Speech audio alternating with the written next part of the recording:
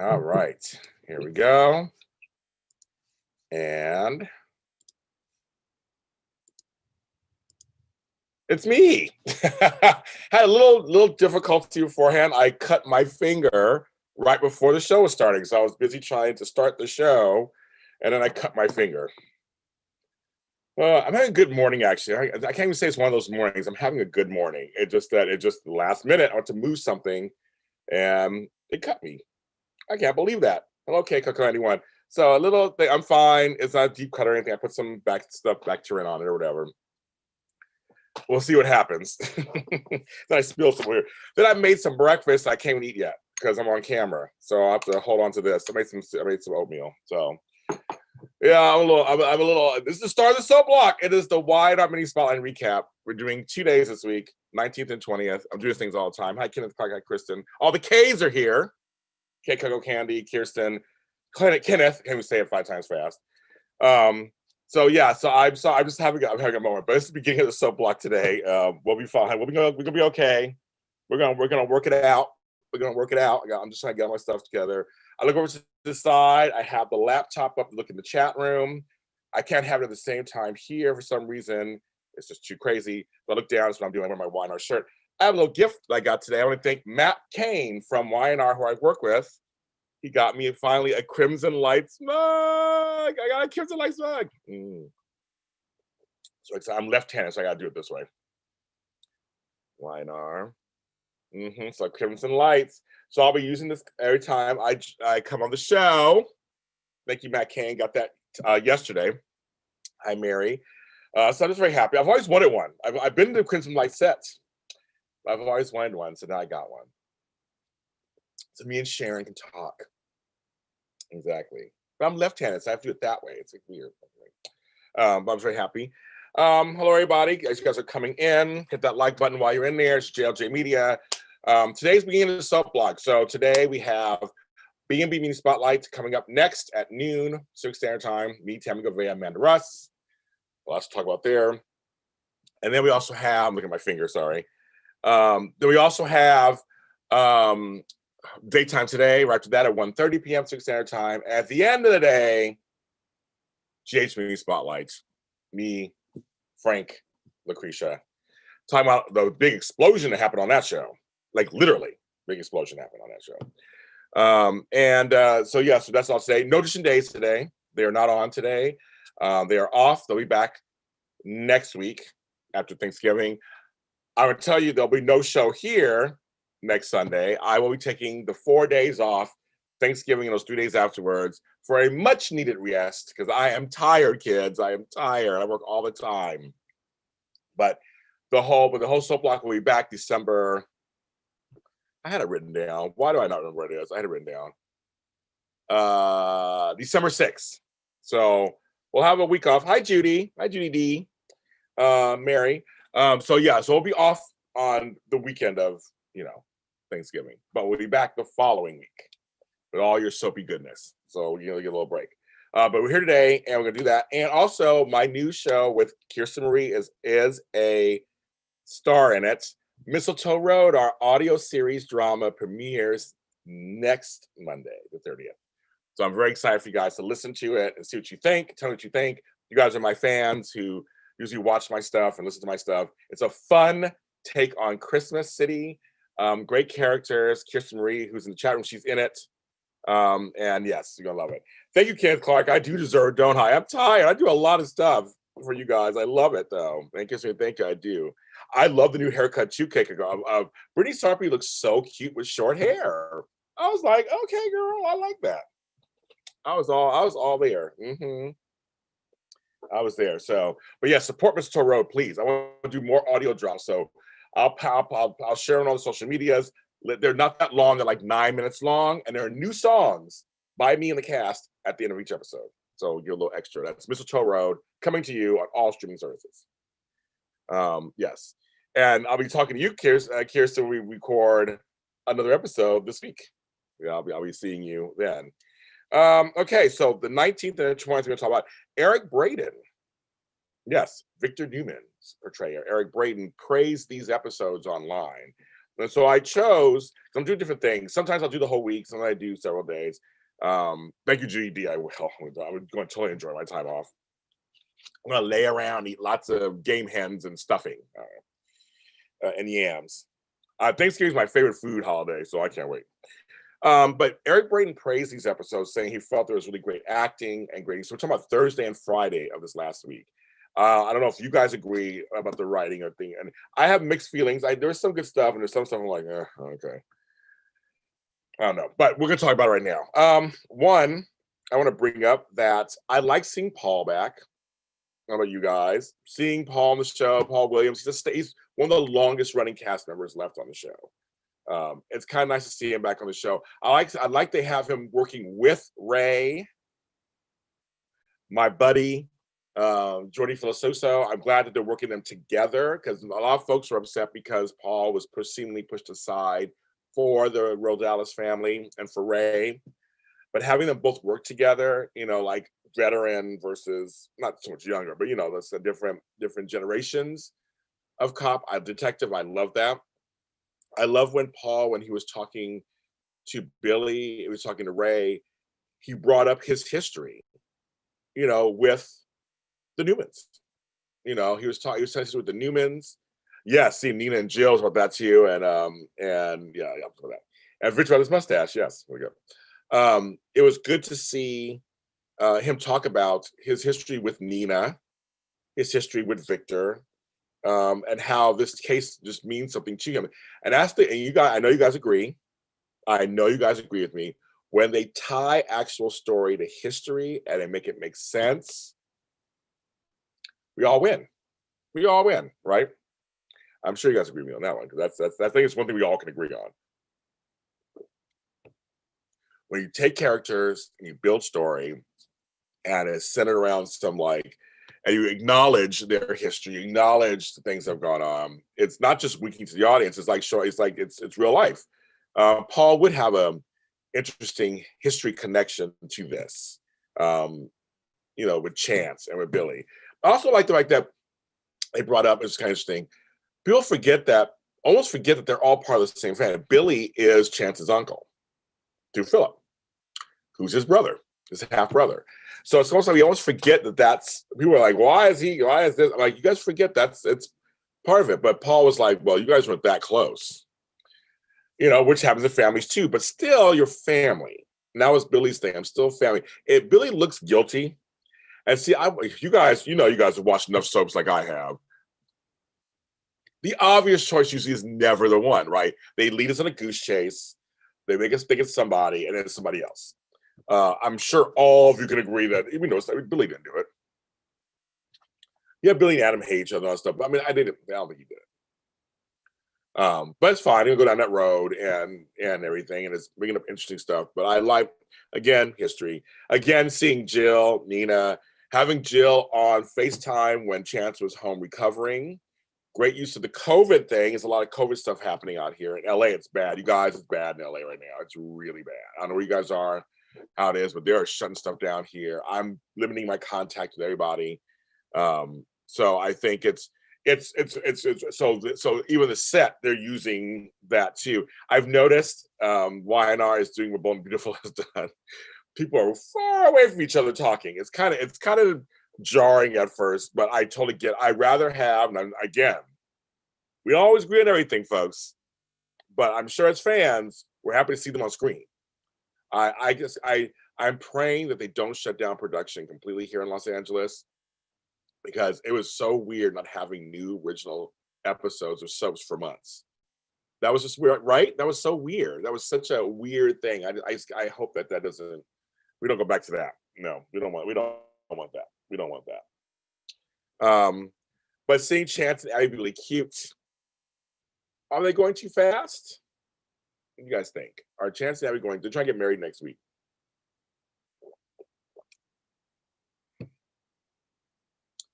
I'm gonna ask that in a second, Kenneth.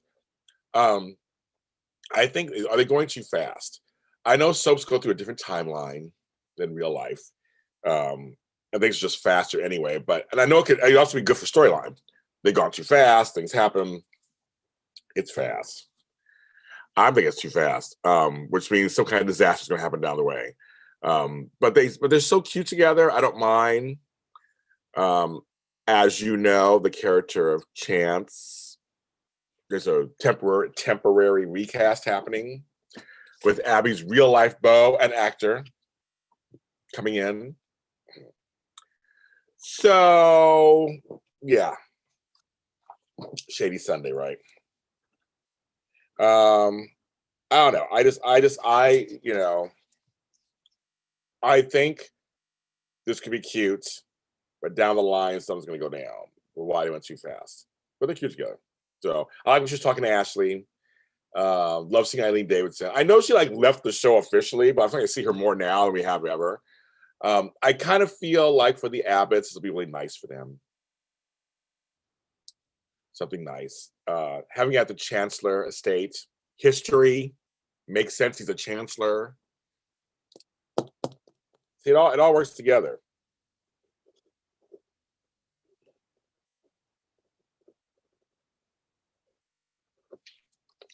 Now, Kenneth Clark is asking me, we'll stop for a second. Kenneth Clark is asking me, who do I like Paul with the most? Christine, Isabella, Nikki, or Lauren? Here's the thing. Paul had chemistry with all of them.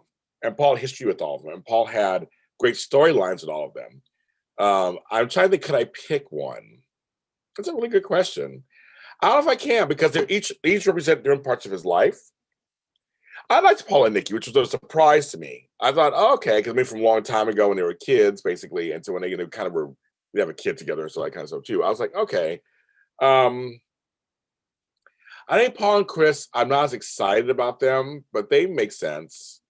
I liked Paul and Lauren together. I did. No, I can't choose, Kenneth. Can't choose. You guys can choose. I can't choose. But yeah, so we're gonna get married next week. Should be very interesting to see how fast that goes. I want to say this. I liked Amanda and Lily talking, because in past incarnation, when she was Hillary, they didn't get along. I like that they have them getting along, showing a budding friendship between two Black women. I like that always. They're not fighting each other. And she's not part of that whole quadrangle. So she's not part of all that. She's kind of outside of it. She knows everybody involved. She's not part of that. So I kind of like that they were being coy. They did that little coyness they have with each other, but each other's romantic tales was cute. And then getting there with Billy. And then having a talk, and they were talking, and there's part humor in it. And happy birthday, Jason Thompson, this week. He had a birthday. He plays Billy. Happy birthday to him. He's a nice guy. And every winner, Jason Thompson. And he says to Amanda and Lee, I did not shoot Chance. So I believe him. I don't think he did. I don't even think he did. But Lily brings up something that Billy doesn't fight. That while this is going on, you're going to need to step down from the company for a while and step away. And he doesn't disagree. But he does bring up, before he leaves, a little shot at her about the kiss. So again, it goes back to, do we like Billy with Amanda, or do we like Billy with Lily? Billy, Lily. I'm like, oh my God, Billy and Lily. So what do you guys, I like Billy and Amanda, actually. I don't want Billy and Lily together. I just don't want to. I think it's too obvious. I don't want them together. Mom is watching as well. She loved him with Cassandra. Hi, Kenneth Clark's mom. Didn't know your mom watched me. Hi, Mom. Mrs. Clark. Are you Mrs. Clark? I don't know if you're Mrs. Clark or Miss Clark or another name. But hold there. I'll give you a shout out to the moms out there. Cassandra, yeah, she was good. Nina Arvison, I think it was her name. Averson was her name. The real actress.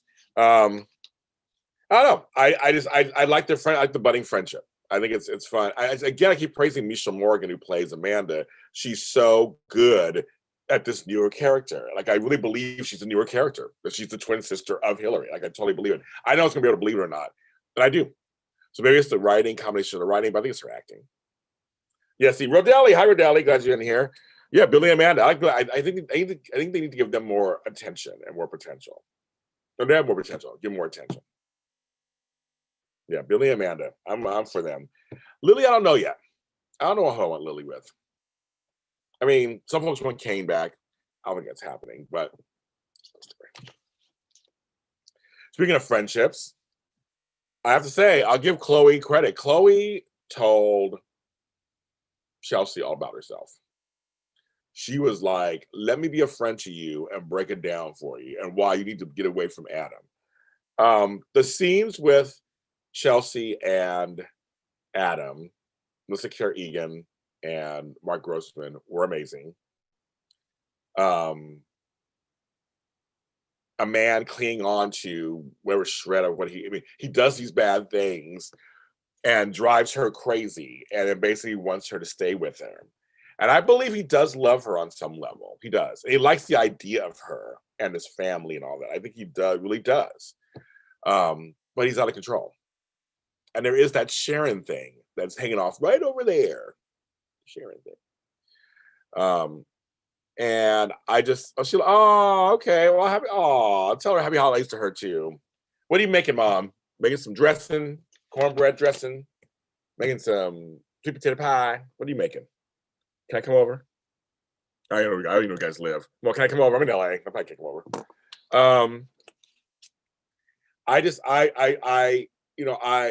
I love the scenes together. Some great, amazing acting. I think Mark Grossman's going to get some Emmy nominations, or at least go that direction with these episodes.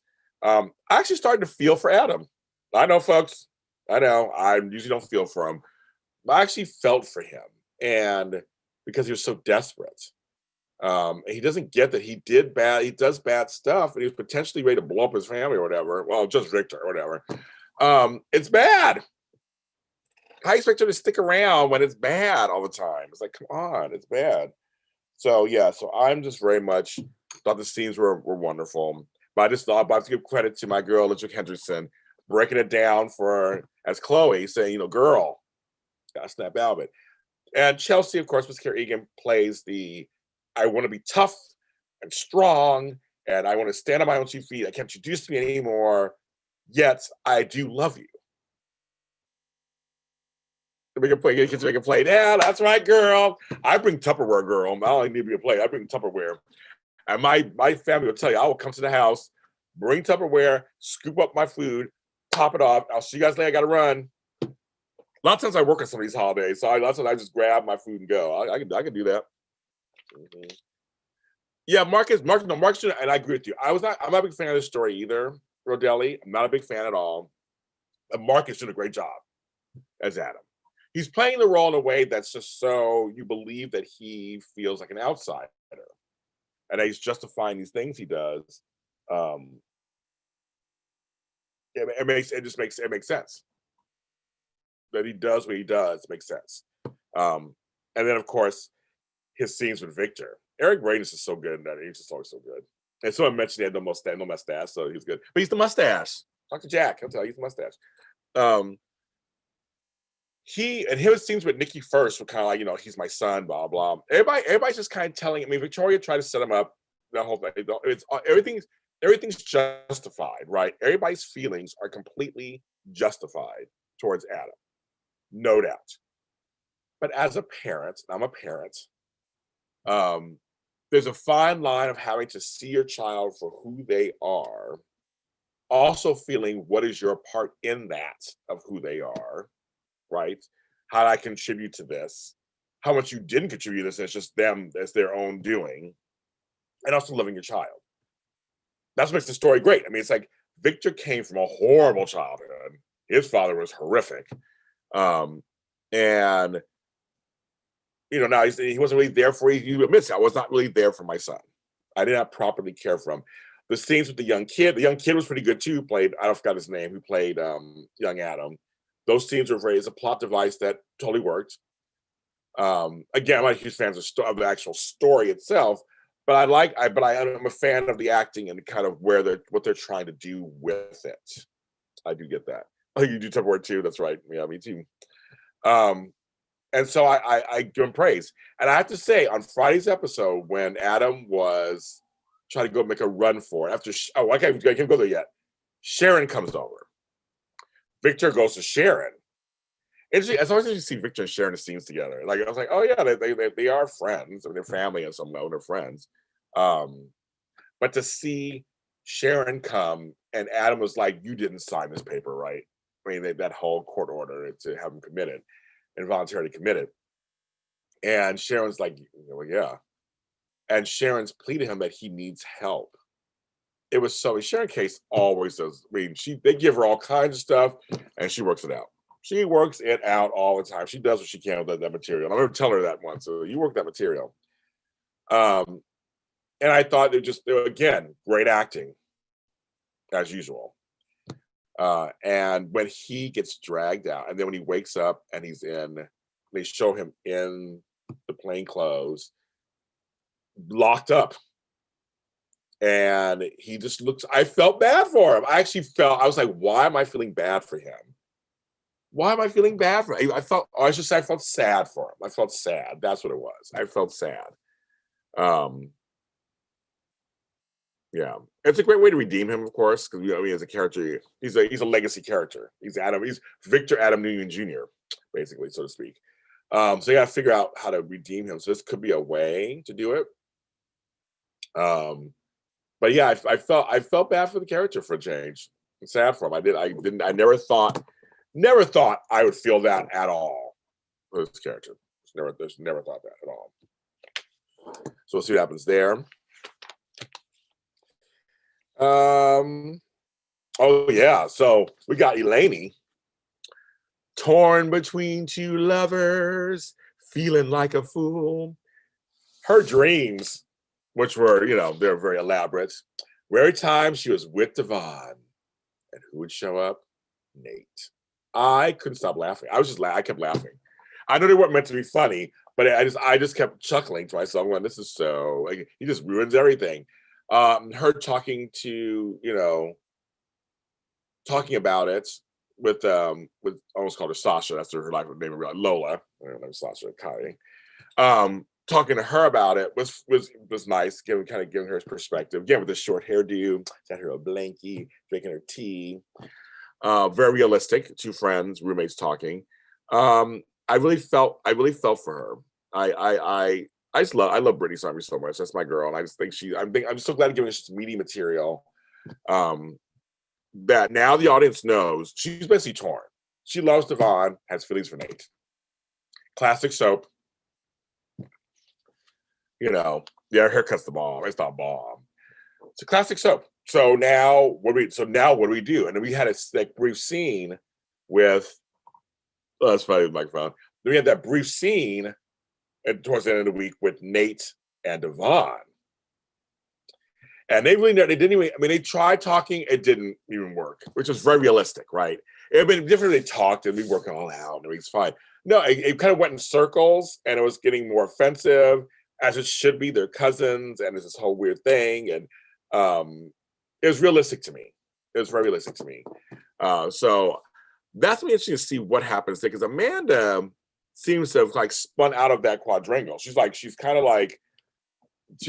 said, she was not in love with Nate like that. They weren't that deep in. She was hurt, but not like that. I was just telling Lily. And her and Devon, they have them circling around each other. I said this last episode, I don't want them together. I thought I would because of the actress. I don't want them together. But just I like them circling around on together. Yes, Cocoa Candy won. When they have conversations, I always say this all the time. Throw in a scene, it could be a quick scene of them just talking about something that's happening. They call it exposition scenes. They kind of move on to the next thing to give us something. And it does give more depth. And it shows Lola not just in her own storyline, but just kind of showing her as a regular three-dimensional person. Sometimes it's good to have characters that are talk tos. Not all the time. You want characters. There's certain characters that's all they do is they're just a listener. I talk to them. But it's fine to see characters who have other storylines, but they live their lives, and our lives aren't just two people. We actually interact with other people. So them talking at home, relaxing, kind of talking about stuff, getting perspective. I love that. So I think that was very cool. Also, the audience, now we kind of know where things are being set up. So Elena is Elena, say Eleni. Elena is she's completely torn. So I guess we'll see what happens. I mean, I don't know. I'm curious how they're going to do this because are Devon and her endgame? Were they just a stepping stone? Some couples, they're together, they're hot and everything, we want somebody else. Was that the game, or are they endgame? Is it about getting them back together? I don't know. I don't know what you guys think. I don't know. I actually don't know what they're going to do with that.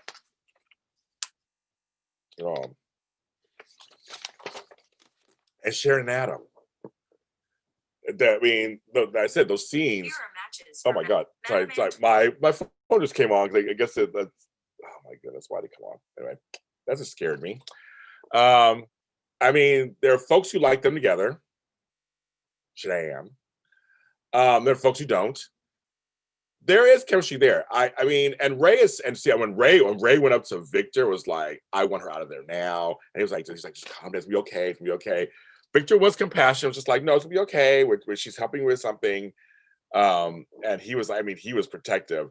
I mean, do you guys like Ray and Sharon together? I find them boring, to tell you the truth. Yes, Lola's always in the kitchen. She is. She cook. That's all she gets. Kitchen. I mean, Ray and Sharon are boring to me. They just don't. They don't snap, crackle, and pop for me. I'm not mad at them. I'm not offended by them. I'm not anything. I mean, I'm not excited by them. He's a good guy. She's a good girl. You know, it's always boring, I guess, on some level. I don't know. I mean, I just saw more fireworks. I mean, I'm glad her and Nick are not together. I like Nick and Phyllis. Sorry, folks. I like Nick and Phyllis. I do. I like them together. But Sharon, there's some her and Adam. There's some kind of chemistry crackling over there. But at this point, they're toxic. They're not good for each other. Obviously, at this stage. I mean, that's not good for anybody at this stage. So it'll be very interesting to see what they're going to do. So it all depends on him. I mean, yeah, Ray and Sharon is kind of like, I don't know. It's like, I mean, not offended by him, not excited by him. You know what I mean? I just like, okay. I'll just sip my tea in my Crimson Lights mug.